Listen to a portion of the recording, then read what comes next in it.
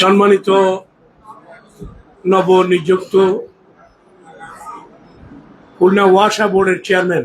জনাব বীর মুক্তিযোদ্ধা মনিরুজ্জামান মনি, ওয়াসার সম্মানিত এমডি, সম্মানিত রাজনৈতিক নেতৃবৃন্দ, সাংবাদিক ভাইয়েরা,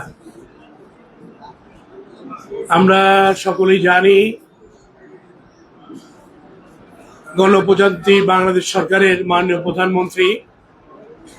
খুলনা ওয়াসার পরিচালনা পরিষদ এবং খুলনা ওয়াসার বোর্ডের চেয়ারম্যান হিসাবে বিএনপির কেন্দ্রীয় নেতা বীর মুক্তিযোদ্ধা সাবেক মেয়র মনিরুজ্জামান মনিকে নিযুক্ত করেছেন। আমরা মাননীয় প্রধানমন্ত্রীকে ধন্যবাদ জানাই, কৃতজ্ঞতা প্রকাশ করছি এবং আজকে উনি ওনার উপরে অর্পিত উনি দায়িত্বভার গ্রহণ করছেন। আমরা ধন্যবাদ জানাই এমডি সাহেবকে, উনি আয়োজন করেছেন এবং এই নিযুক্তির মধ্যে দিয়ে খুলনা ওয়াসা বোর্ড গঠিত হবে এবং খুলনা ওয়াসা নতুনভাবে প্রাণ সঞ্চার করবে। খুলনা সিটি কর্পোরেশন, খুলনা ওয়াসা, খুলনা কেডিএ যৌথভাবে জেলা পরিষদ, আমরা আমাদের মাননীয় প্রধানমন্ত্রীর নির্দেশনা অনুযায়ী সবার আগে বাংলাদেশ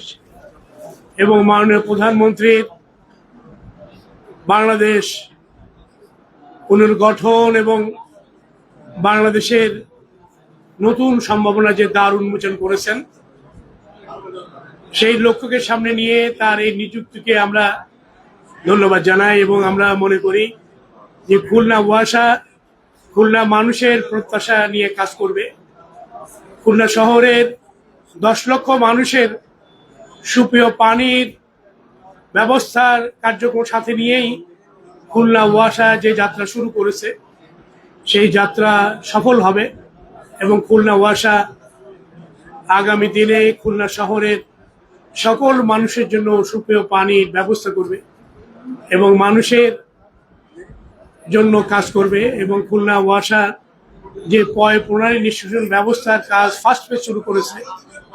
যেটি সিংহভাগ কাজ শেষের পথে এবং এই কাজের মধ্যে দিয়ে খুলনা শহরে পয় নিষ্কাশন ব্যবস্থা সুন্দরভাবে